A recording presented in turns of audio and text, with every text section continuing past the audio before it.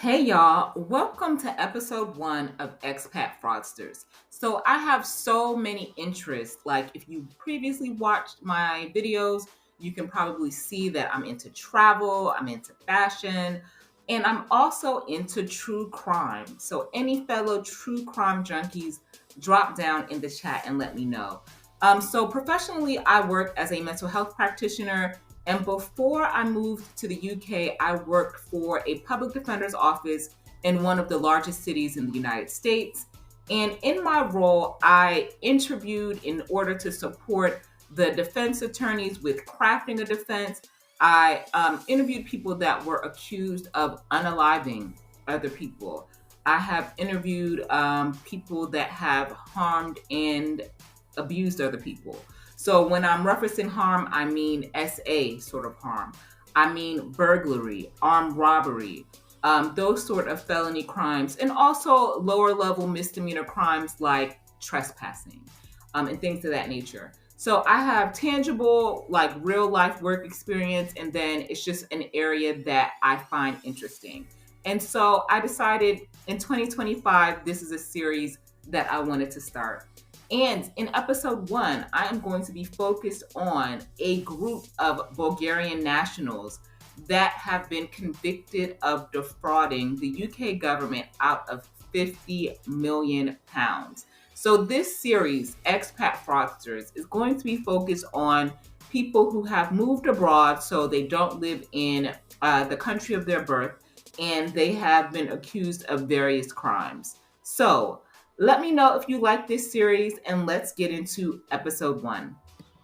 Tens of millions of pounds stolen from the government in an industrial scale fraud. For 4.5 years, this Bulgarian gang, Galina Nikolova, Stoyan Stoyanov, Svetska Todorova, Gayanesh Ali, and Patricia Peneva, ran benefit factories, putting in thousands of fake claims for universal credit. They used forged documents, stolen names, and would put the same claim in over and over again until successful. When we searched their homes and their business addresses, we did find evidence of a lavish lifestyle. For example, Nikolova had £750,000 in cash secreted in suitcases and inside beds. We also found designer watches, jewelry, and clothing. This is the biggest type of benefit fraud we've ever had before in Britain. In total, they claimed more than £50 million. All 5 have now pleaded guilty to fraud or money laundering offences. The Secretary of State for the Department of Work and Pensions, Mel Stride, said the convictions underline our commitment to protecting taxpayers' money, and it's only right and fair that we bring to justice those stealing from the public purse.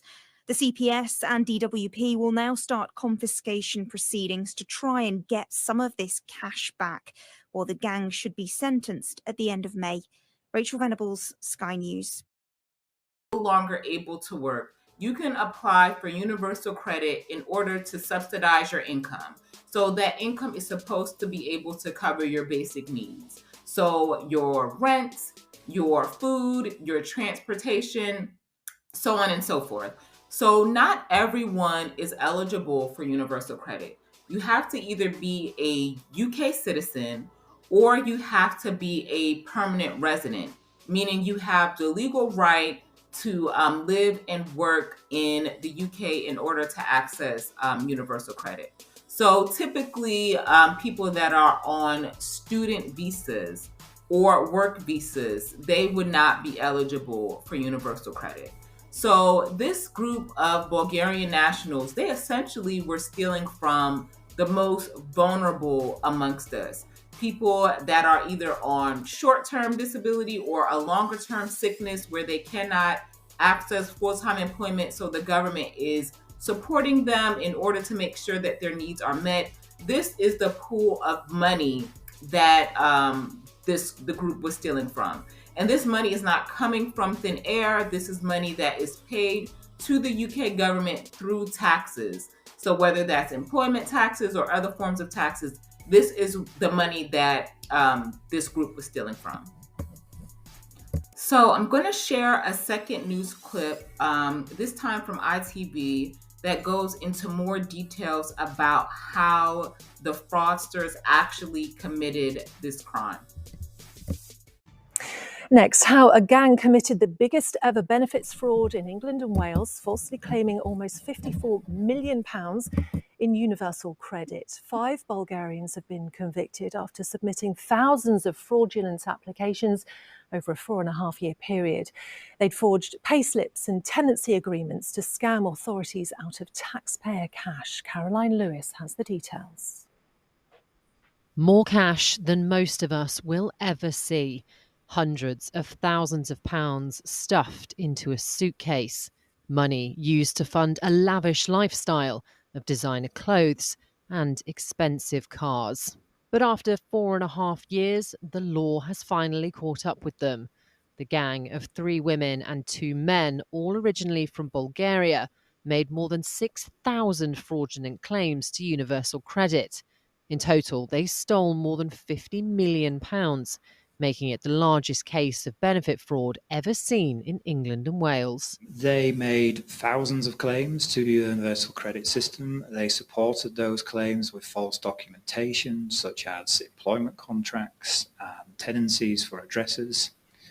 And they were persistent, so if a claim was rejected, they would try again. The gang used corner shops in North London as legitimate fronts to 3 fraud factories. When they were arrested in 2021, police had to scour through 900 digital devices for evidence. Some of the gang seen here in a video taken on a mobile phone, showering their flat with £20 notes. But the fun is finally over. They'll find out the price they'll pay when they're sentenced next month.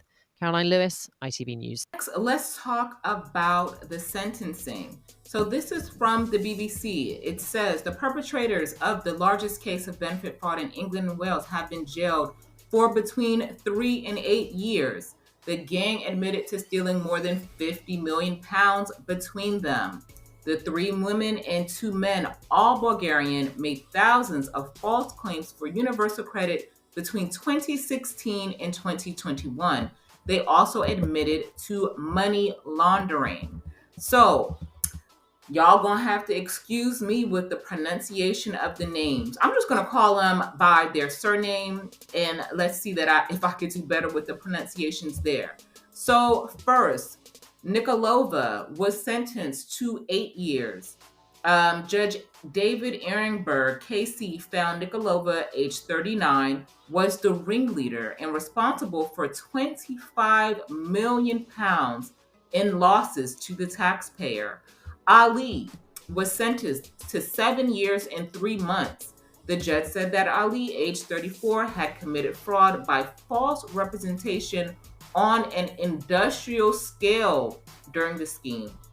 He said, "You played a leading role in a scheme that was complex and sophisticated in nature. Your offended lasted for some 4.5 years, and you were involved in a vast number of false declarations." The judge added that there was evidence of him engaging in a lavish lifestyle, and there was video of him showering money in the air. I showed that clip already. Stoyanov, age 28, was sentenced to 4 years. Todorova, age 53, was sentenced to 3 years. Todorova will be released on license immediately because of the time she has already spent under house arrest and in custody.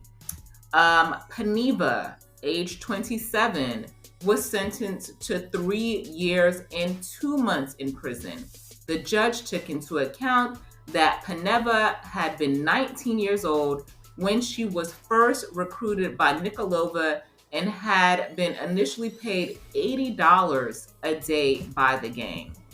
The article goes on to state the fake benefit claims were supported by an array of forged documents, including fictitious tenancy agreements, counterfeit pay slips, and mocked up letters from landlords, employers, and GPs. If the claims were rejected, the fraudsters would try again and again until the applications were granted. So the largest sentence that was handed down was 8 years. 8 years for stealing over 50 million pounds. Sounds like, they got off kind of easy, in my opinion. Let me know your opinion in the chat. What always gets me about these sorts of crimes is like, why are you flaunting the money in a way that is going to draw attention to yourself? Like, both in the news report and in the article, it said that the people that were involved in this lived a lavish lifestyle. They had like really luxury high-end vehicles and all of these things. You're stealing. You are stealing money. This is not money that you owned or inherited or anything like that. So not only are you stealing, you're drawing attention to yourself after you stole such like incredible amount of money.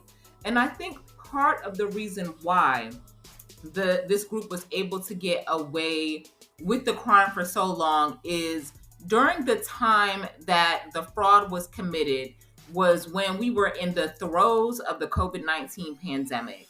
And I think that not just in the UK, back home in the US and other places as well, when so many people were laid off from work, particularly in industries like hospitality, the government did not want the average citizen to like suffer. And to prevent like a backlog that would then create a delay in people receiving payments, I think that they were like rubber stamping and approving applications in a much quicker way than they normally would, where they would ask for verification from information like your bank account or from your employer.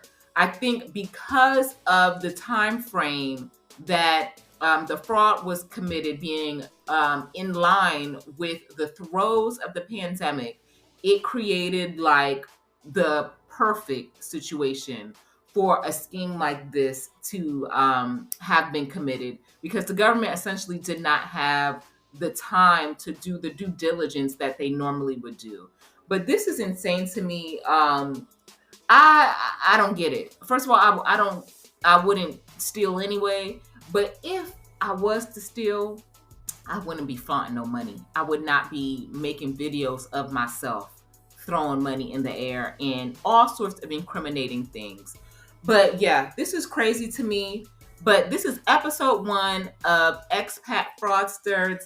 I am going to continue to put out other episodes. But if you are a true crime junkie like your girl, let me know. And if there is a specific expat fraudster, maybe in your home country, that I should know about, drop down in the comments and let me know. And I'll see you in the next video. Don't forget to like, share, and subscribe to my channel. I post new videos every Monday. Check you later.